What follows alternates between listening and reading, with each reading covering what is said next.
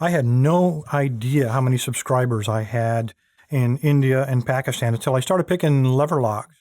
And suddenly I get about 30 plus requests to do this brand of lock. New, and I think that's underscore. NewTal. I don't know, maybe it might be Flex. I don't know. It's got Flex all the way around it. And a subscriber that lives in Mumbai actually took this one off of his shed, sent me 3 keys. Here's 2 of them. Took it off of his shed, wanting me to show how to pick it. So works beautifully. It is a couple of unusual things about this, though. First of all, it has a curtain on it. And unusually, there's a little bit of warding right there. So we got all the bad stuff in one lock. There is warding cut down the side of the key, but these are stamped. These are not the traditional round shafted keys that we normally find. So I was curious, coming from India. So I rotated this dude around, and I will take the lock cam and look up inside of there. I was curious, are there really 6 levers? And there are. There really are. So, no doubt there. The way this one works, obviously there's the terminal end. So that last one, the longest tooth there, is the tensioner. And then we have, I'm turning like this. We have a high, we got 2 lows, we got a high, we got a low, and then we got a really low valley right there. So there's your 6 levers. Levers, get it? David Worsley? I know it's, I get several emails saying, please pronounce it lever. That's the proper vocabulary. But in North America, that isn't lever. Lever actually has a completely different meaning, particularly in West Virginia. I don't really know lever, obviously lever back and forth, but lever, I don't know the definition, but let me give you an example. It's like every month when your father-in-law gives you that check, for remaining married to his daughter, he always wants some kind of reinforcement. So he wants you to instill confidence. So you say, look, long as you keep paying me these checks every month, don't worry, I ain't going to leave her. Corny, I know, but hey, I use the check for beer. Anyway, when we get right about there, a little bit of resistance on the levers, and watch how powerful the spring pops that shackle out of there. I mean, really launches him. And then, of course, we got to unlock. And I'm going to lock it. Let me put it up here and I'll lock it back. And you see a metal shackle or metal pawl come out of there. It is not spring loaded. So we're not going to be locking this, for example, if it's unlocked, unless we have the key, and we're also not going to be shimming it. So let me go ahead and unlock him, push the shackle down, hold with quite a bit of tension, and rotate him back around there. So pretty cool lock. Let's go ahead and, it's honest advertising. You got all 6 levers in there.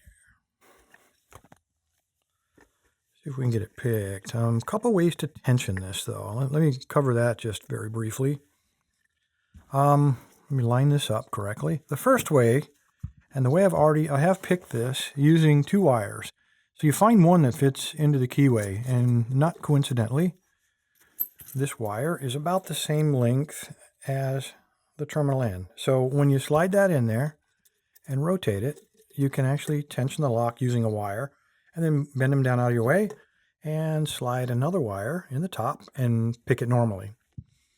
That's I like to do it the traditional way. So what I've done is like I said, he gave me 3 keys. I took one of them and sacrificed it because finding blanks for a Flex NewTal 6-lever padlock in North America is like impossible. So I sacrificed this guy and I filed off everything as I would on a blank, everything except the terminal end, as you see there. Looks like a duck's head. I mean, that one anyway. Anyway, he does fit perfectly. I get it in the warding. And by doing that, turn him a little bit, you can see down inside of there I left enough room for the wire to manipulate by filing down the depth of the key. So let's go ahead and do that. I'm going to use this guy. This portion here is from Andy Mack, which explains why I've got his card back here. And I'll put the link to his website down in the description as well. He also sent me this. Now this is a straight shaft, so when you slide the wire in there, you actually have to smash the wire a little bit.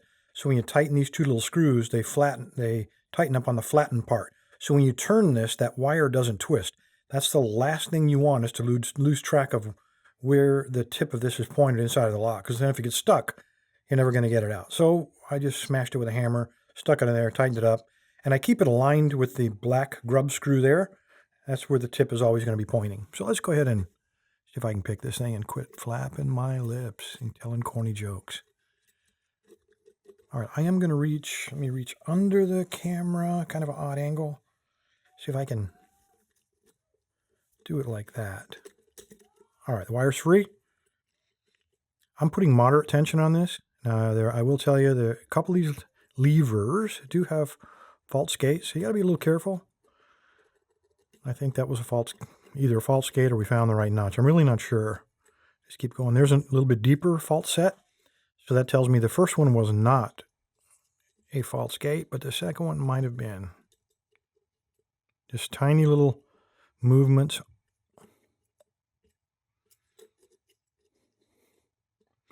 There's a little more. There's a little more deeper fault set.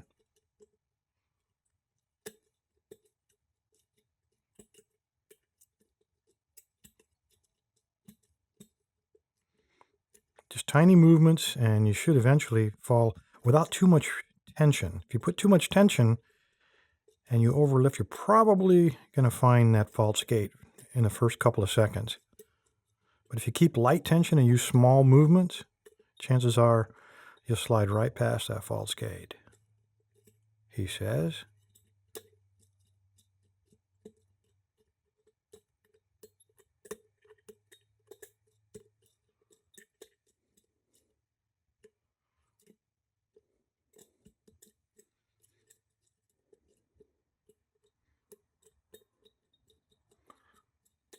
All right, I have found the false gate, so I'm going to recock it, get a better grip on it, and try it again.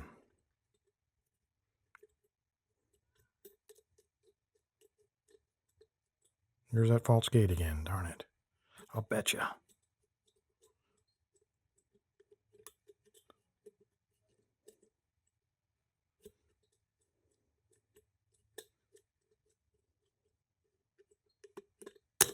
Or not. There we go. Nothing to it. Open the Flex NewTal 6 lever. Anyway, let's get this mess out of the way and get on with the good stuff. The stuff I know you came for. It is a weekend. We are not reviewing this lock, but I have nothing to review, but I am going to be giving some stuff away. A lot of these giveaways, in fact, almost all of the giveaways, are funded by patrons and people who donate through PayPal or by pushing that little join button down there. I use that to buy lockpick kits, generally to attract new pickers to Locksport.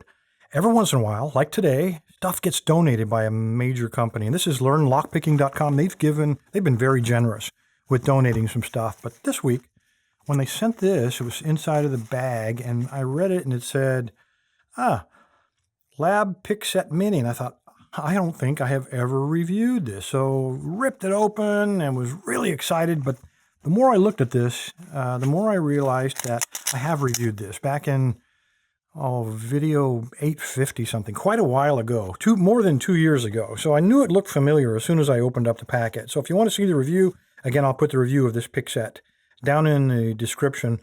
They didn't call it the mini pick set, though. They called it the 11-piece pick set. So different name, same pick set.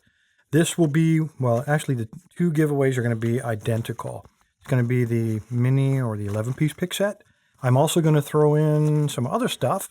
I still have a few of the Sparrows Slasher pick sets. Going to throw one of those in.